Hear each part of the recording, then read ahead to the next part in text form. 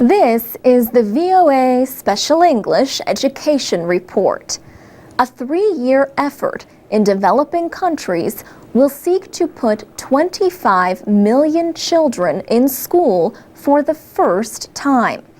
Another goal of the Global Partnership for Education is to train 600,000 teachers. The partnership recently awarded nearly $170 million in grants to 7 countries. These were the first grants since the organization changed its name a few months ago from the Fast Track Initiative. Fast Track was founded in 2002. Charles Tapp is an advisor to the partnership.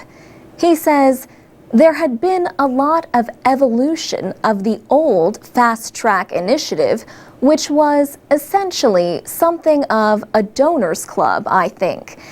And what was clear from our perspective was that we were not just a funding entity. This was indeed a partnership." The partnership includes almost 50 developing countries, as well as donors, civil society groups, and teacher organizations. It also includes private companies, international development banks, and United Nations agencies. The latest grants were awarded to Afghanistan, Ivory Coast, Guinea-Bissau, Mali, Moldova, Mongolia, and Timor-Leste.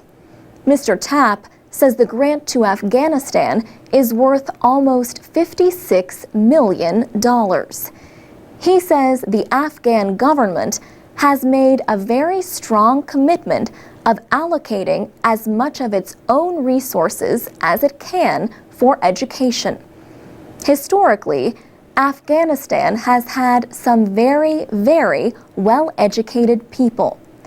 They tend to come from sort of the urban centers. But obviously, given the recent troubles and problems in Afghanistan over the last 20 years or so, the quality of education has plummeted. Mr. Tapp says Ivory Coast received $41 million to help in its recovery from the recent political violence there.